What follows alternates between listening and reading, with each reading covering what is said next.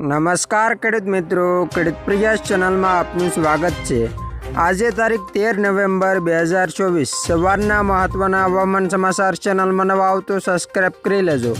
હવામાન નિષ્ણાત અંબાલાલ પટેલે ઠંડીને લઈ આગાહી કરી છે। અંબાલાલ પટેલનું કહેવું છે કે આ વખતે ગુજરાતમાં રેકોર્ડ બ્રેક ઠંડી પડશે અને એવી ઠંડી પડશે કે 30 વર્ષની ઠંડીનો રેકોર્ડ તૂટી જશે। સાથે સાથે આજથી રાજ્યમાં પશ્ચિમી વિક્ષેપ આવશે અને ઉત્તરીય પર્વતીય પ્રદેશમાં હિમવર્ષાથી ગરમી ઘટશે, તો બીજી તરફ ઉત્તર ગુજરાતમાં ન્યૂનતમ તાપમાન 18 ડિગ્રી સુધી જઈ શકે છે। માવઠાઓ પણ ચાલુ રહી શકે છે।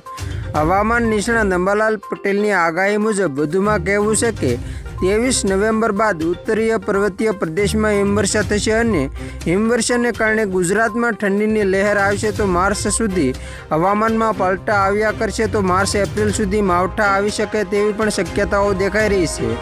બંગાળના ઉપસાગરમાં 20 થી 25 નવેમ્બરે ડીપ ડિપ્રેશન બનશે અને તેના કારણે ચક્રવાત આવવાની પણ શક્યતાઓ દેખાઈ રહી છે।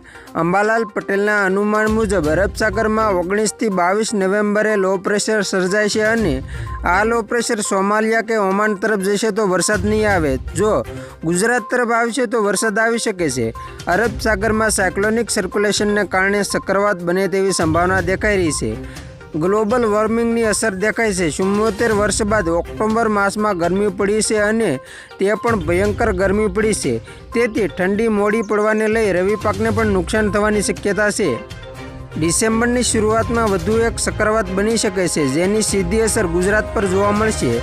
તારીખ 15 નવેમ્બરથી એટમોસ્ફિયરિક વેવ મજબૂત થવાની શક્યતા છે, જેના પગલે બંગાળના ઉપસાગરમાં વાવાઝોડું સર્જાય છે। દક્ષિણ પૂર્વીય તટો પર આ લો પ્રેશરની અસર રહેશે। સાથે સાથે પૂર્વીય દેશોમાંથી એક મજબૂત ચક્રવાત આવી રહ્યું છે અને જે બંગાળના ઉપસાગરમાં તેના અવશેષો આવતા સિસ્ટમ બનશે।